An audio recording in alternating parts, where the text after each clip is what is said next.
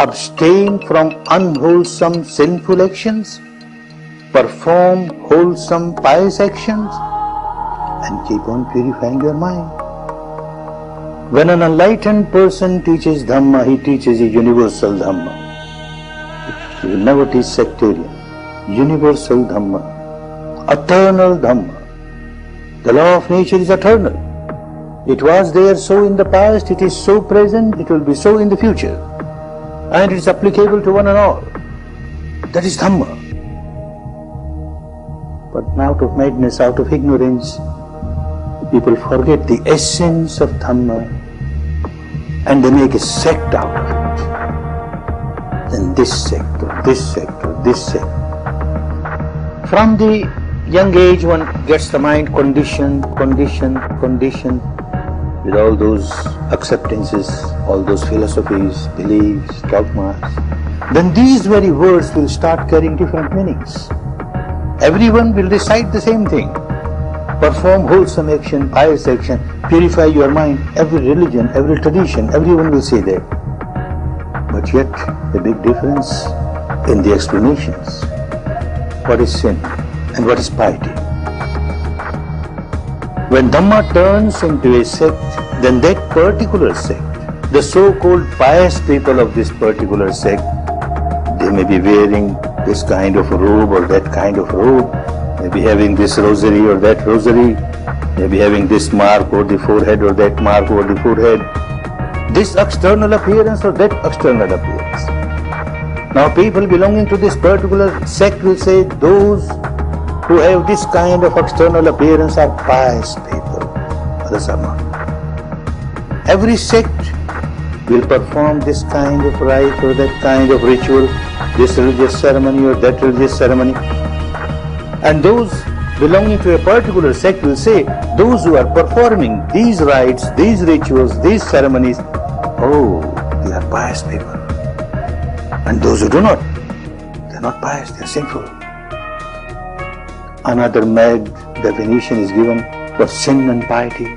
One more definition is given, which is still more confusing. Such kind of definitions of sin and piety harm Dhamma.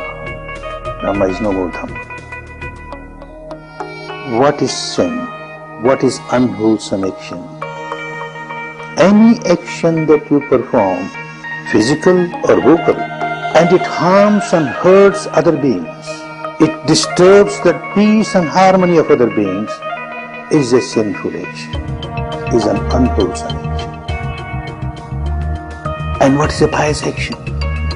Every action, physical or vocal, which supports, helps other beings in living a peaceful, harmonious atmosphere, which does not disturb their peace, their harmony, which does not harm them, does not hurt them, is a pious action, wholesome action. This definition is universal.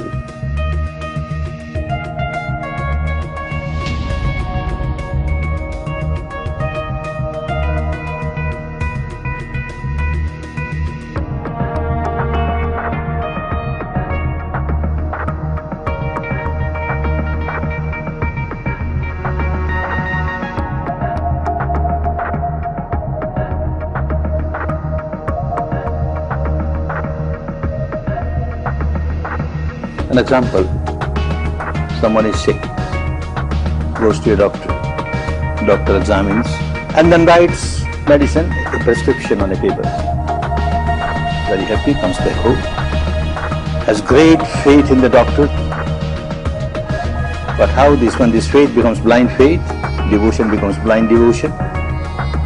In his house, on the altar, he places a statue of the doctor, picture of the doctor, and offers sweet and fruits and flowers and incense, and then makes 108 rounds around it and goes down 3 times.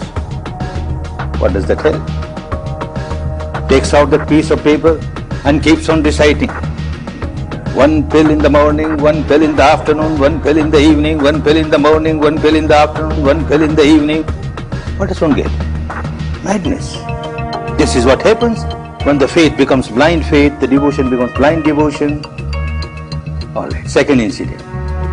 After all, a human being, a rational being, so he runs to the doctor. Why you gave me this piece of paper? And what is this? How will it help me? The doctor is an intelligent fellow. He says, well, look, this is your disease. And this is the cause of the disease.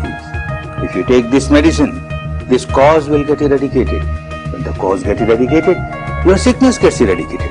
Ah, wonderful. Now I understand. My doctor is so wonderful. His medicine is so wonderful. And what he does now? Coming back home, he starts fighting with all the neighbors. Useless, your doctors are all useless. My doctor is wonderful. The medicine suggested by your doctors is useless. The medicine suggested by my doctor is wonderful. Keeps on fighting, doesn't take medicine. Keeps on fighting. Oh, this is what happens. Every wise person, a saintly person, an enlightened person, when he finds people miserable, suffering, then he gives this prescription of Dharma. Nobody tries to practice. They start different sects, beliefs, dogmas, rites, rituals, and get involved in that, and nobody practices. No benefit.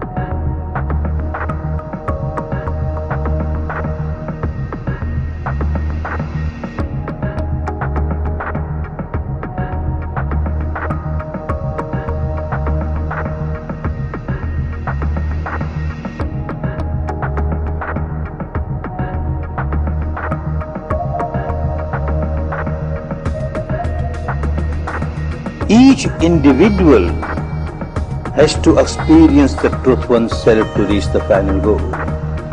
So long as you are not experienced, the reality is no reality for you. It is always distorted.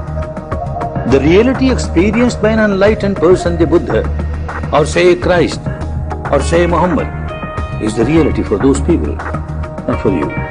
When you reach that stage and realize yourself, it becomes a reality for you, not till then. This person, Siddhartha Gautama, he realized the truth within himself, developed his dhamma-vinaya panya, and became an enlightened person, became a liberated person. This panya that is developed within himself could liberate only one person, not two. And that one person was Gautama, Siddhartha Gautama, none else. None else can liberate it because of his wisdom. Others can get guidance, others can get inspiration, that's all right. But each individual has to develop one's own wisdom to reach the final goal of full liberation. One's own wisdom, dhamma-vinaya panya, the wisdom that you lived, you experienced. This alone can break the bondages of ignorance, of craving, of aversion, of negativity. This alone can eradicate all the misery.